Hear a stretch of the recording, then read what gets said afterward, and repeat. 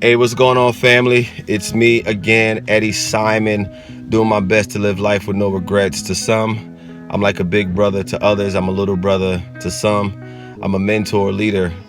But to most, I'm probably just a friend. Want to drop an encouraging word to you again.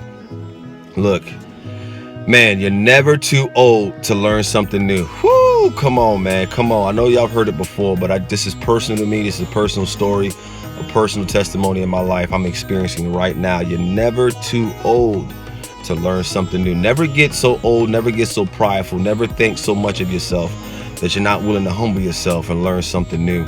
About 4 to 5 weeks ago, I endeavored in getting my kids swim lessons.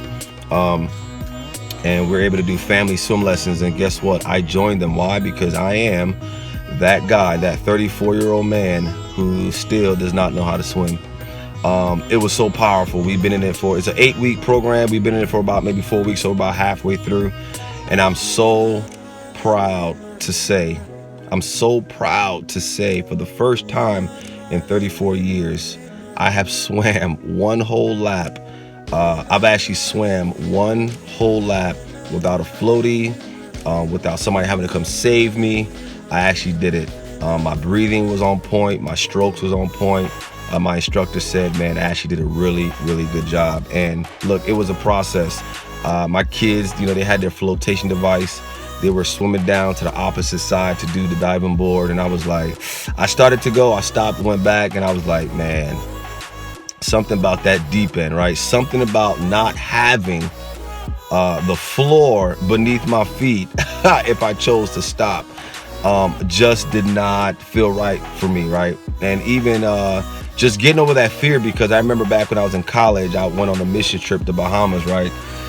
And I was in a pool and I was practicing treading water, and I didn't realize, but I got to the point where I treaded in the deep end, and I realized it, and I went under because I panicked. And I don't know how long I was under for, whatever. It always seems like it's longer than you really are. But one of my buddies jumped in. Shout out to my man Adam, wherever you are right now. But he jumped in, pulled me out, saved my life, man. I'll tell that guy, he saved my life, man. And it was very traumatic for me. So from there, it was like, psh.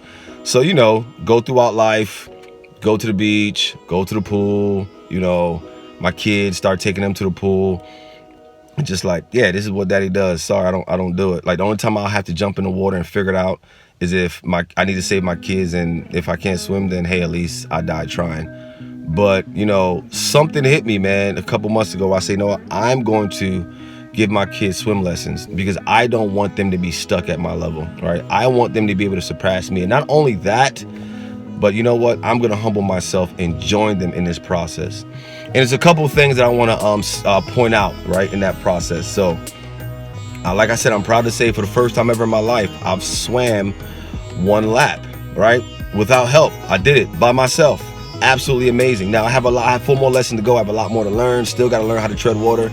But the freestyle swimming part is phenomenal. I've actually done it. I did it. It's exciting, and I'm going to continue to advance and get better and better. But here's a couple things I want to point out. My instructor was absolutely phenomenal. The first 2 lessons, he focused on one thing and one thing only: floating. Period. Floating. That Mr. Simon, Eddie, you got to float. You got to float. And I struggled. Oh, I'm too big. I got too much muscle. Oh, this and that. I can't do it. Man, and he did it for 2 whole lessons. Would not let me get off the floating. Floating your stomach, floating your back and forth. Just keep pressing back and forth, back and forth. And by the time we got to the end of the second lesson, the third lesson, I was floating like a champ. I had to learn to balance my body. I had to learn to balance my breathing. I had to get that foundational point of floating together. Sorry if I'm sweating. I'm kind of glossy. I just came from the gym. But and when I got that floating down, it felt great. I was able to get in the water. All the fear, the anxiety is gone. I would float. I can move while I'm floating. I can kind of kick while I'm floating, so on and so forth. So by the time he added in the layer of the arm movements with the flotation device, at that point, now I had to just get my breathing down. So now I'm floating and I'm moving because I got the techniques of the arm. And now I had to get down the breathing, which is, put my head in the water when I need to breathe, turn my body, breathe, take a breath. But it's funny, right? When I would breathe, I would hold my breath underwater, let nothing out, pick my head up, let air out, then try to bring air back in and put my head in the water, which was hurting me. So then somebody said, add another piece and said, look, when you need to blow the water out your nose under the water, so when you come up, you have room to bring water to bring water in. Sorry, tongue twister. To bring air in, to breathe air in. Sorry. Look, y'all know me. I'm not gonna edit this, so just fight through all the mess ups and hear what I'm trying to say. So I had to learn now, right? Because in life, in regular life, what do? We breathe in through our nose, exhale through the mouth. Well, when you're underwater, you have to what? You have to breathe when you breathe in through your mouth, right? And when you put your head back in the water, you exhale out your nose. The bubbles. So you can come up, breathe into your mouth, exhale through your nose. Complete opposite to what you do in regular life. All right. So what are the 3 points here, man? The 3 points is number 1. I could not learn to swim without the foundation of learning how to float. Some of us, we struggle in our ambitions. We struggle in new endeavors. We struggle to go after things that are new in our life that we feel like, oh, I'm too old for this. Oh, forget this. This doesn't matter. We use it as a defense mechanism because it really does matter. We really want to do it. But because we're so defeated and scared, I was just talking to my boy, my buddy Sterling, and he was talking about, we use this like, man, forget that. That don't mean nothing. I don't got to do that. We make up all these excuses because we're so defeated and going after that thing, where if we just realize that the reason why we struggle to go after that thing is, number 1, we neglect the foundation. If I did not invest the time to learn the basics of just floating, which is like just doing nothing, just learn how to stay in place in the water without sinking, there's no way I can get to swimming. Because I'm telling you guys, it took me about 2.5, almost 3 lessons just figuring out how to float. And in this 4th or 5th, I don't know if it's my 4th or 5th I just had yesterday, but man, when it was time to actually just freestyle swim, it was like in 3 tries, I was there. I did it in 1 lesson. It took me 3 lessons to learn how to float. It took me 1 lesson to go up and actually swim up and down. What am I saying? It takes more time, more investment, more sacrifice, more energy to invest in the foundation of a thing. And then once you get the foundation down, now when you start building towards it, it typically moves a little faster. That's the first point. What foundation do you need to invest in? Yes, you've already tried. Yes, you failed. Maybe you're defeated. But I'm telling you, you're never too old to try again. You're never too old to learn something new. But you have to make sure that you appropriate your energy to the right place. And I'm telling you, the energy needs to be focused hard in the foundation. All right, number 2, my second point. What was my second point? All right, once you get the foundation, you need to start moving now. You got to go. You got to start moving, start paddling, start stroking, start adding in the second level of technique, listen to the instruction. You have somebody next to you. You have people that can assist you and that can help you. So point 2, once you get the foundation down, don't just stop there. You actually start moving now. And guess what? When I started moving, I know water would get my nose. I would have to stop. I couldn't go the whole way. I had to stop, breathe. I had to get my endurance up, because I wasn't able to go the whole way. I was struggling, but I was making little strides. I learned how to float.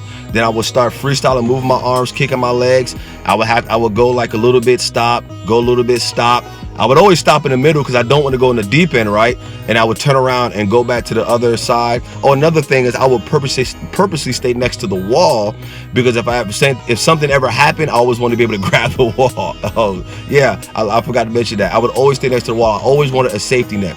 But guess what? I was still moving. Once I got the floating down, I started moving. So step 2, once you get the foundation down, guys, again, don't try to go for the gusto. Just start taking baby steps forward. Now, step 3, point 3, you got to get the rhythm down.